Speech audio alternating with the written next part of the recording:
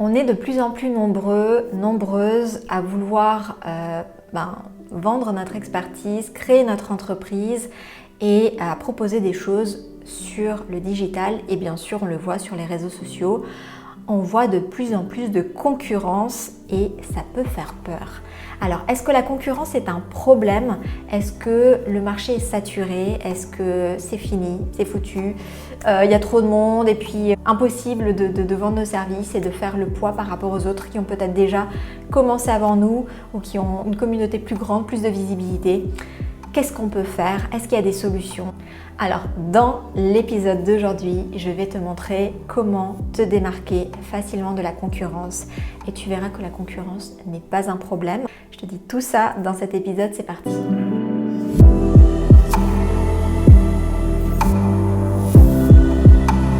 Alors oui, comme je te le disais, la concurrence n'est pas un problème en soi. Alors c'est vrai, de plus en plus de personnes, de plus en plus d'entreprises fleurissent sur le net et c'est vrai que depuis la crise sanitaire, c'était encore un boom supplémentaire.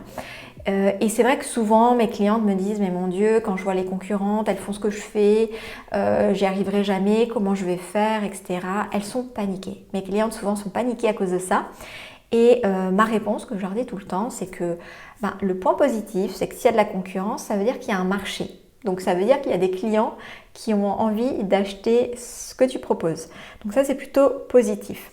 L'autre chose que je dis toujours, c'est que moi, ça m'arrive souvent de voir dans une même rue 3 boulangeries, 3 pizzerias et finalement, ça ne les empêche pas de faire des ventes et de vendre.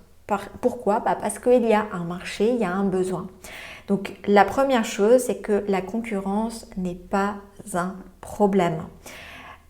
Et on peut toujours se démarquer de la concurrence et c'est l'objectif de cet épisode de te montrer comment tu peux te démarquer de la concurrence. Mais la première chose qu'il faut que tu entendes, il faut vraiment que je te le dise, il faut vraiment que tu l'entendes, c'est non, la concurrence n'est pas un problème. Et je vais te montrer pourquoi.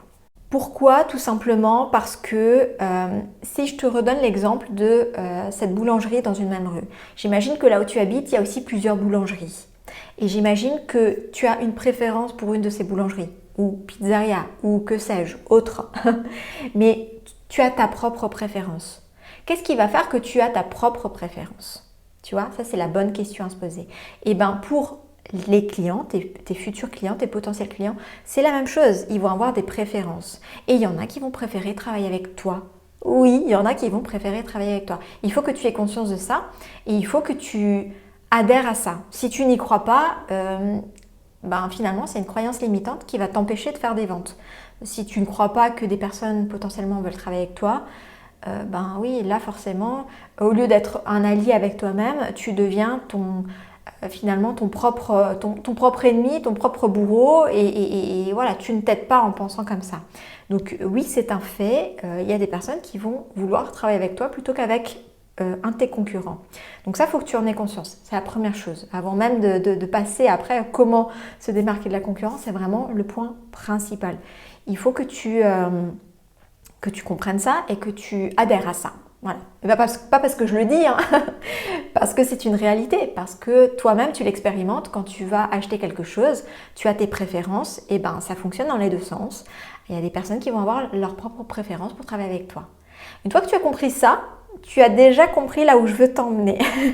C'est-à-dire que qu'est-ce qui va faire que des personnes vont préférer travailler avec toi plutôt qu'avec tes concurrents?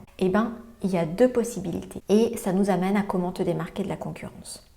Donc soit tu vas pouvoir te démarquer de la concurrence de façon stratégique, c'est-à-dire par rapport à ce que tu proposes, ça peut être tes services, donc le contenu de tes services, le contenu des transformations, des résultats que tu proposes, ça peut être aussi tes tarifs, ça peut être aussi tes modalités, les modalités pour travailler avec toi.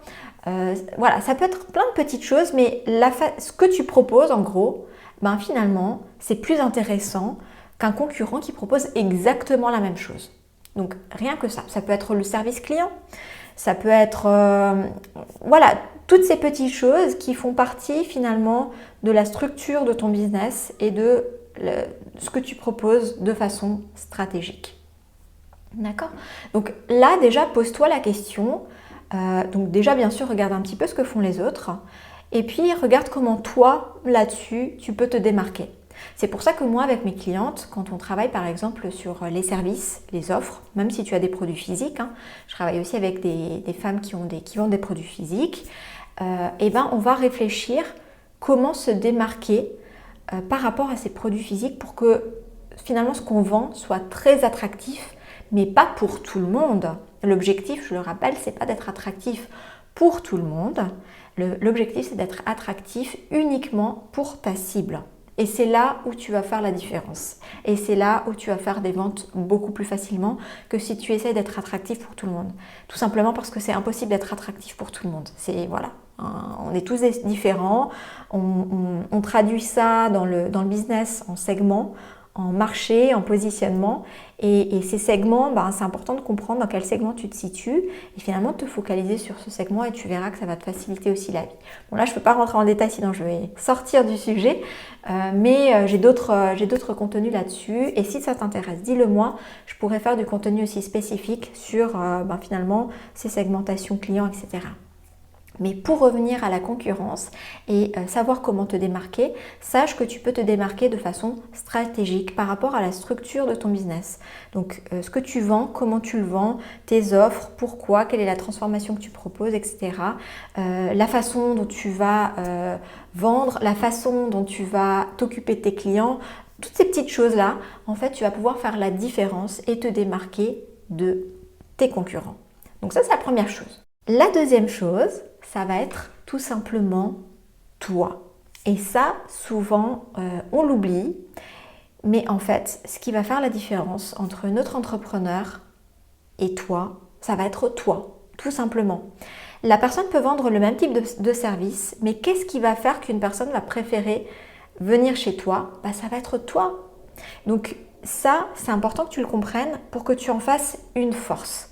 Moi, je travaille aussi beaucoup là-dessus avec mes clientes, donc les femmes entrepreneurs, parce que mon business model à moi est un peu centré aussi autour de ça. Ça s'appelle à l'essentiel. L'idée, c'est de créer un business qui nous correspond, designé autour de nous, en fait, de l'entrepreneur. Donc finalement, quand on travaille avec moi, on met l'entrepreneur, son expertise, sa mission, ce qu'elle a envie d'amener en avant et on va construire tout autour d'elle. Donc finalement, les femmes qui travaillent avec moi se différencient naturellement, automatiquement de leurs concurrents, tout simplement parce que je vais leur montrer comment valoriser leur message, leur mission, qui elles sont, leur façon de travailler, leur personnalité.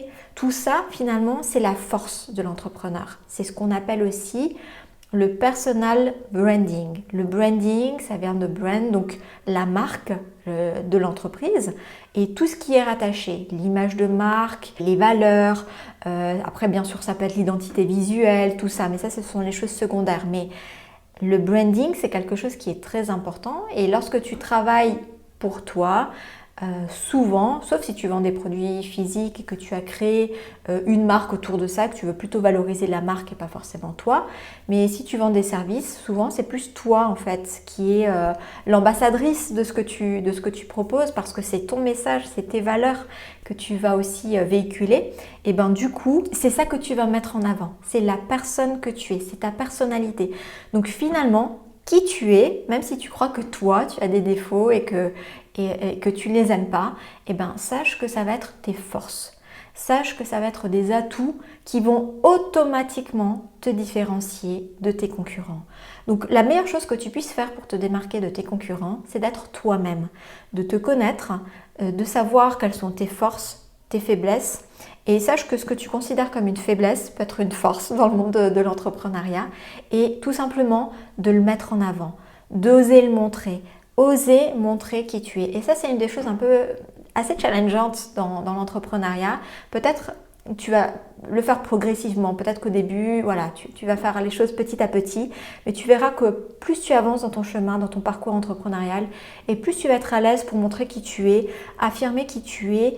Et finalement, c'est ça qui va faire foi. C'est ça qui va donner aux gens envie de travailler avec toi, envie d'acheter tes services parce que tu incarneras finalement ce que tu proposes. Tu incarneras les solutions que tu proposes, tu incarneras les messages que tu veux véhiculer, les messages que tu proposes, les transformations que tu proposes. Et ça, sache que ça aide à vendre énormément.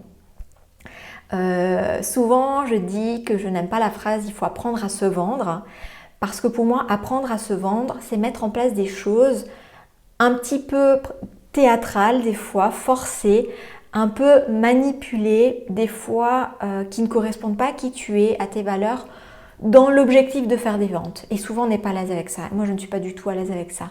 Et pour moi, on peut vendre facilement à partir du moment où on incarne, en fait, tout simplement notre message. On incarne ce qu'on propose. C'est comme les parents. Quand tu es parent et que tu veux transmettre une éducation à tes enfants, la meilleure façon de leur faire passer le message, ça va être d'incarner toi-même ce que tu veux qu'ils retiennent, ce que tu veux qu'ils apprennent, ce que tu veux leur transmettre. Plus tu vas y aller en forçant alors tu peux négocier un bonbon, la carotte, le truc, mais c'est franchement pas ce qui fonctionne le mieux. Ce qui fonctionne le mieux et ce qui aura une répercussion sur le long terme, ça va être vraiment d'incarner toi-même finalement ce que tu veux. Et avec ton business, c'est pareil. Donc, plus tu vas incarner ton message, tes valeurs, ce que tu veux apporter et être à l'aise avec ça, être à l'aise avec le fait d'en parler, et plus tu verras que déjà, pour être complètement dans le sujet, tu vas te démarquer automatiquement de tes concurrents, facilement, sans chercher à mettre en place des choses bizarres contre nature. Facilement, automatiquement, tu vas te démarquer et tu verras que tu vas attirer, les personnes vont venir à toi naturellement parce que ça va correspondre à leur tempérament, à leur vibration, à ce qu'elles recherchent. Voilà. Par exemple, moi, on me dit souvent que je suis bienveillante, j'ai l'air bienveillante, j'ai l'air douce, etc.